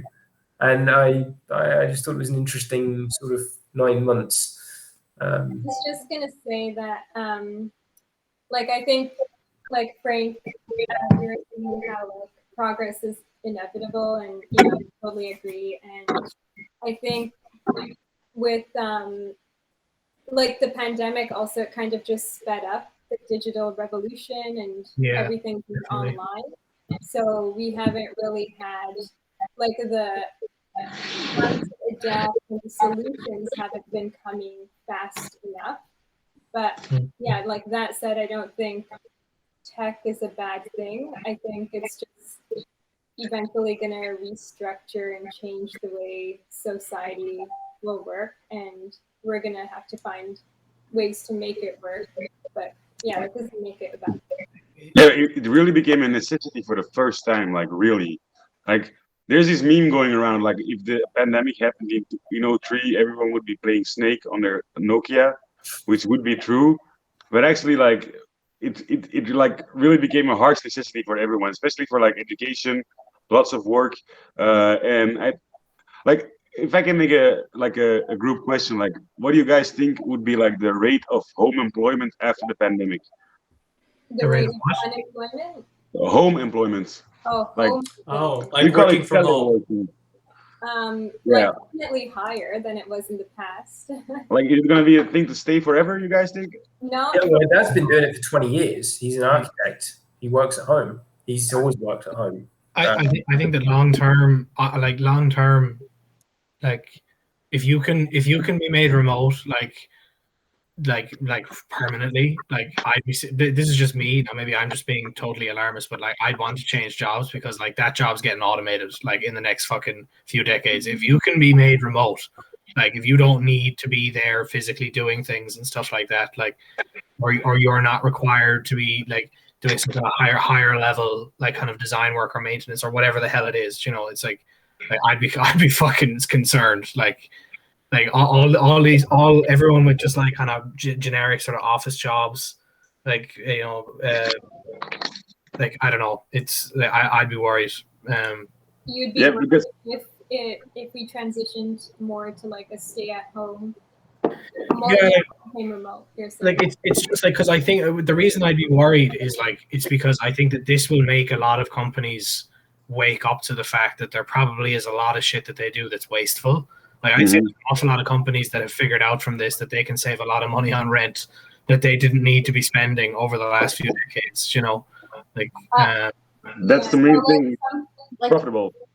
Sorry, on that vein of like, say, like it would be a huge paradigm shift, right? Like, say companies could just like hire people, they work from home, they like don't have to rent out these spaces anymore. But what, like, imagine like, and I'm definitely an idealist, but imagine a world where instead of these like industrial spaces, you know, tear them out, down, build a park, like build like some sort of like recreational center, right? Like, I think there's like that potential for like making the world perhaps a better place for people to enjoy, to not just go like live their lives and be like, I'm working, I'm gonna go into the work, and like everything that you do focused around how you're making a living. And it's like obviously it's hard because I think companies are more into profit and not trying to like the welfare of their employees or anything. But imagine a world where that was the case, where okay, you might have to work from home and that's like where you work from, and then like the company like takes away this, but it's like maybe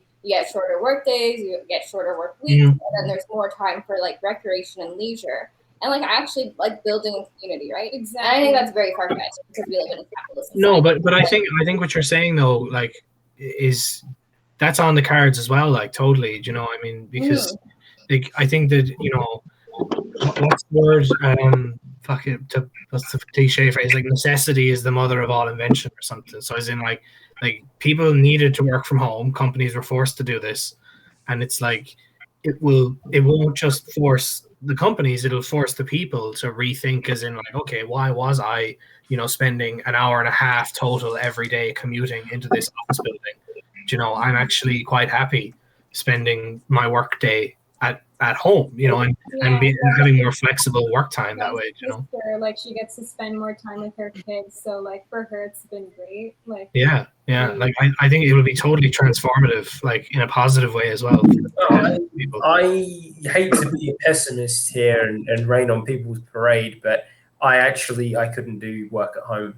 I was gonna say that. There's some jobs that you still can't do from home. You're a pilot. No, but he's also a welder. There is a lot of office work and whatnot, but like what I find, I mean, I'm a welder right now, and what I like about it is that I go to work. When I'm there, I'm working. I don't have my phone. I don't have anything. I just go to work, I eat my lunch, finish my afternoon, and at 5 o'clock on the dot, it ain't my problem anymore. I come home, and like my dad, he's an architect. He's been working at home for 20 years. The problem is he never stops working. It's just gotten to the point now where every day he works 12 hours every day. And it's not like you can say, oh, okay, well, it's 5 o'clock. No, it's your responsibility is to get this done. And the amount people give him to do, it only stops when he has to say, I'm going to have to hire someone. So he just takes on more and more and more, which is, in a way, it's good because he can make more and more money and then hire people to start doing the work underneath him.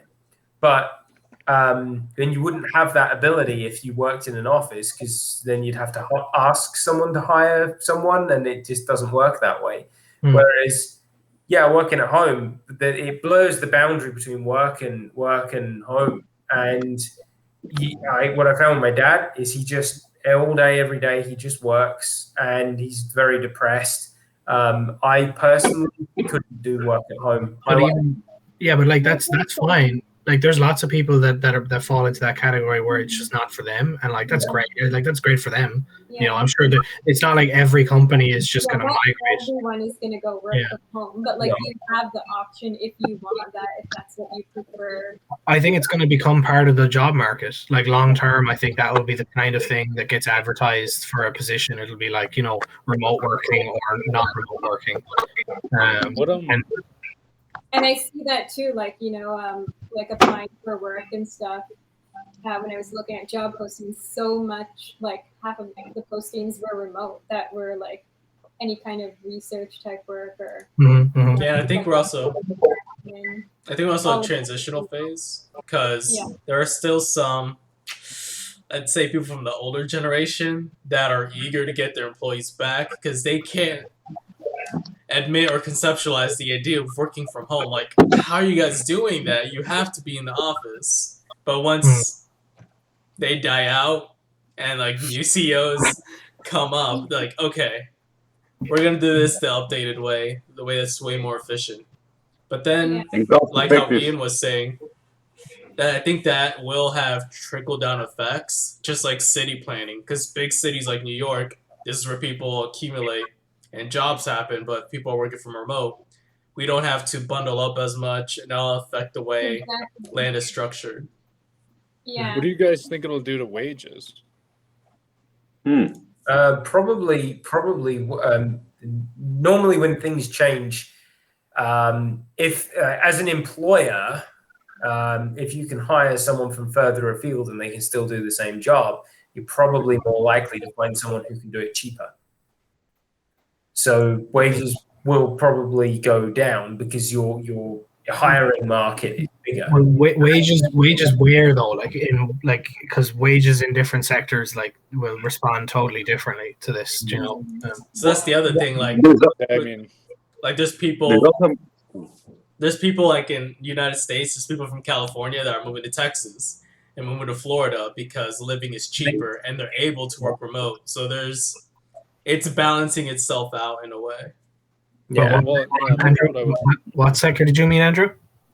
I just meant in general because I mean to George's point, I mean you can reach somewhere else in order to get the labor for cheaper, especially in the United States. We have different, I guess wages that are necessary for living, and so I don't know why someone who's based in California wouldn't hire, someone from a state that's where they need way less pay to do the job instead of people in California.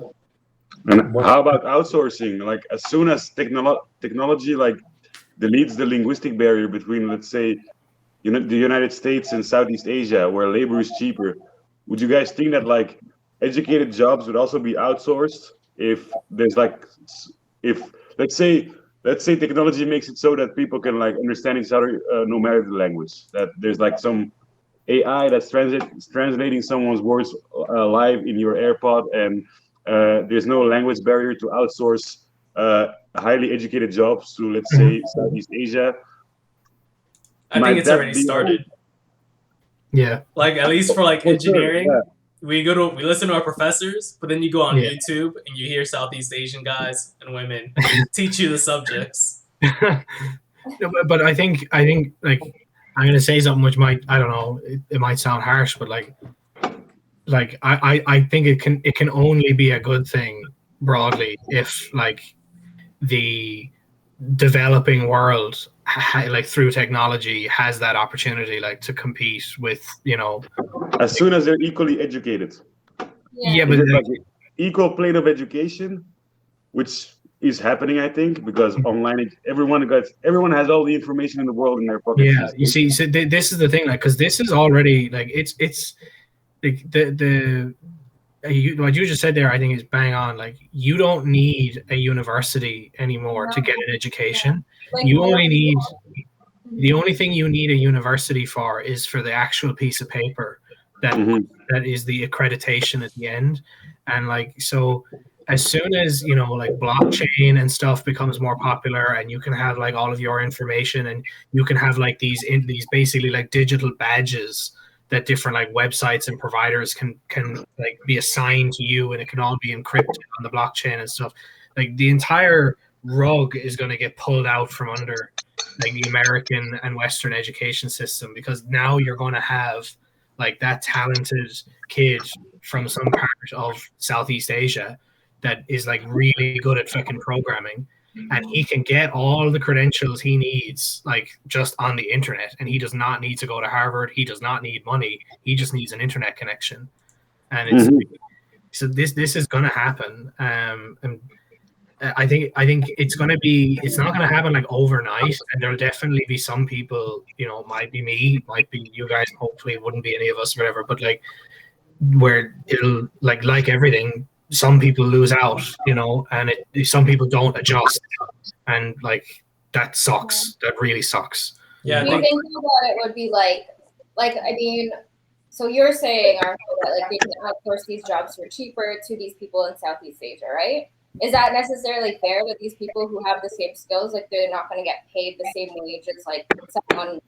And then, like, I don't know, do you think there's just going to be international labor laws at some point? Are we going to have to make like a global governance system of how like labor is managed, right? Capitalism will keep spreading.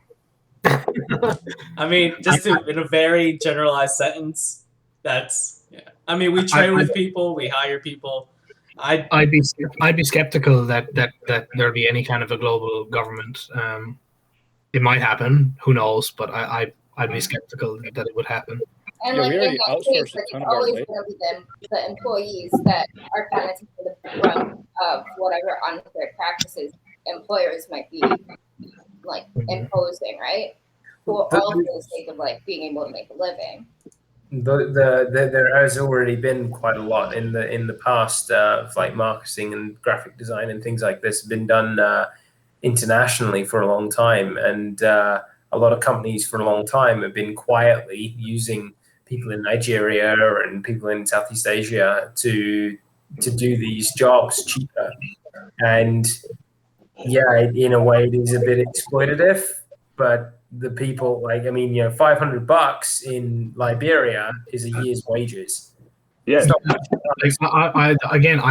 not like, it's not that I'm okay with necessarily people being exploited, you know, but like, I don't know. I don't know enough about it. It depends on the country. It depends on the person. But like, you know, it's hard. I don't know. I don't have very fully formed ideas around it. Like, but sorry. I was just gonna say, in the United States, I mean, we already outsource a ton of our labor. So yeah. Like, there's no laws now, you know. And I feel like that's caused a problem in US, hasn't it? Like there's so many angry people because they're out of work. And they're like mad that like, you know, other countries are like stealing their jobs. And you can't like get ahead. And they're like this is the thing, like, as in the people who are like trying to reverse this, like, you know, the nativist, the nationalists, you know, the Steve Bannons of the world. It's like, even if you just leave aside any accusations of them being like generally assholes, let's say they're just concerned in terms of socioeconomics, like they're just, it's a waste of time. Like, you know, there's no reversing this. Like it's way too big. But I think what's really, like, let's say hard to predict is the way competition will have its effect. Because if you have, like, let's say Southeast Asia, as I'm gonna use it as a token outsourcing continent, because that's like the #1 spot to outsource apparently, especially higher educated jobs. So I wonder if the raising competition will make America, for example, wager down, or Southeast Asia wager up. Because if it depends what's going to become the global standard of someone's one's labor's worth, for example, let's say broadly. So there's going to be like a global standard somehow these days. I think there are labor, like it depends on what the country prioritizes, and like there definitely are labor laws. Like even in Canada, you can't just hire someone for cheaper all the time. You can't what do you call them? Like Undercut. Like a newcomer, like not an immigrant, but like a non-permanent citizen. Like usually, like undocumented. In order to create that equality for the people in the country first, like it's a requirement to be a citizen and blah blah blah blah blah. And yeah, you can't outsource everything all the time. Yeah, I think there's a big bubble that's gonna happen, like with the U.S. How should I say this? The world is entering the economy. Like every, let's say, small country, we're gonna run out of, let's say, small countries to exploit. And in the U.S., we're kind of exploiting ourselves through the prison systems. Like a lot of stuff that we manufacture, we kind of use prison labor. But that's like a bubble that I see happening, and something's gonna pop and something's gonna change. I'm not sure what. I think I don't know if it'll be the first thing, but I do think it's the education system. Especially in America where it's so expensive. Like it's just not gonna last. Like I don't know how long it's gonna take, but there's no way an entire system that is providing something at exorbitant prices where you can get that same material yourself for free these days. There's no way a system that is operating like that purely on, at this stage, its reputation and the fact that they give you a little piece of paper at the end that you can actually carry around in life with you. Like that's the only thing that's keeping people paying that money. Yeah, the only thing that I think always answer this is war. That's what gives us the excuse to exploit. So that's kind of like a dark route. But no, what I mean is that if the American university system pops, I think what will make it pop eventually, if nothing else does, is the technology with the internet giving people in poorer countries the ability to actually accredit their skills and their talents despite not having access to first world university education. And the minute that happens, the minute some piece of technology solves that accreditation thing, like there's just no way. And that'll do is that'll just level up the market access of people in developing and undeveloped countries. I mean, that's happening already in the US, like not just for developing countries, but I mean, like you're saying, education is like mad expensive in US, and so many people have just started teaching themselves things without going to university.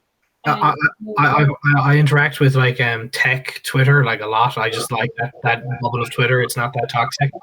And the amount of people that are constantly starting up tech companies in Miami or in San Francisco and they're like explicitly being like, I'm putting out the word. If you know anybody or you are somebody who wants to get involved in such and such to do with software, I don't give a shit if you don't have a degree. Just hit me up and we'll see how it goes. So people are already responding to like the fact that you don't need to have a degree these days to know what you're talking about on a certain issue. Most jobs come with an apprenticeship these days. So instead of having a broad degree, you have like an 8-month apprenticeship, and they teach you one thing specific, and that's what they want to pay you for. That's getting more and more mainstream in Belgium as well. Like more jobs offer especially like very specific technical jobs. They just offer an apprenticeship when you just learn a certain thing for 1 year straight. Yeah. And then you do that job, and then people can let's say accumulate apprenticeships because it only takes a year. And especially in the more manual fields, you're a welder, right? Yeah. So is my uncle, and he did a whole apprenticeship to weld chemical containers. Nice. For example, that was one specific thing, one target, like chemical containers with certain rules with I don't know what it all said. For example, it couldn't move too much, so they had to make compartments for. I know there's a chocolate manufacturer who's a client of his, and Viagra, for example. So like he took like 1 year apprenticeship or 2 years, I don't know, and now he's like he had like a very attractive pay raise, and he's Wait, like can very. you repeat that again? So how does welding related to Viagra? Yeah, sorry. Where you're going to need drums of stainless steel that you're going to need to weld together. I've done the same. I've done a similar thing for a cheese factory. Everything was stainless steel, and anything that goes into humans, whether it's food, sex toys, or your pharmaceuticals, they all have to be manufactured by stainless steel. So and I can weld that, but the problem is there's just no demand for it at the moment. So it's because of COVID. No, it's just I did those projects years ago and never got another project come along. Sure, someone still makes some stuff like that, but I just haven't got the contract for it. So I feel like the future of work and like education stuff, it's just going to be a lot more specialized. Like you won't need to necessarily go out, like even with not just post-secondary, but maybe even secondary, there'll be like a lot more push towards like finding your interests and just doing that instead of taking a whole bunch of different courses. And I see the value these days in the master's degree, and I'm really suffering for this right now. This is one of the biggest problems I have, is the real value in the master, getting a French master's degree in anything is your alumni. Your alumni will get you into a job anywhere. I mean, even guys who are like, "Oh, I worked for Airbus for 6 months. I didn't really do anything." And it's like, yeah, but it would have been all right if they'd have paid me 30 grand to do nothing. I mean, I'm qualified to do nothing. But no, like what I really suffer with now is like I'll apply for a job. Robin Aircraft, they make light aircraft. They were hiring a welder. Well, I've welded every single thing that they need welding, and I've worked on aircraft. I sent the guy my CV, and he's like, "Oh, you've worked on a lot of different airplanes." Yep. And he's like, "Going to give the job to someone from Estica." And I'm just like, oh, why? I've actually got the experience, whereas the students that they want to hire, they don't. They've got the degree, and it's like this niche group, the alumni that is in this industry to get into, and it's so difficult to get a job. I mean, I went my local aircraft mechanic here, went and applied for a job with him. I mean, I watched the guy read my CV, and he was like, "Wow." It's like, wow, Lockheed, wow, Pitts S2, and all of these different things I'd built. And he's like, yeah, but you didn't go to this college. And he listed the college he went to get the license. I'm like, yes, but to get the license to be a licensed aircraft mechanic, it's an apprenticeship. You need to get the job before you can go to the college. And he's like, yeah, but you didn't go to my college. And I'm that's like networking, like it's always important. Like that's always been important, like being part of certain circles, communities to get in on. Like you can't just always join any company. Yeah. It's always going to be gatekeeping. Bye, guys. Right, have a good one. Bye. I think we're gonna head out too, actually. Yeah. But It's all Danny's fault. But it was nice chatting with you guys. I'm gonna get going too. I've got a bit more work to do on my jet engine. Same here. It's all Well, Danny's I have to fault. call my girlfriend in. So yeah, I had to call my girlfriend at some point. So if everyone's going, I'm gonna make the phone call. Yeah. Okay. Yeah. You guys have a good week. Nice meeting you, Ian. Thanks. yeah. See ya. Bye. Bye.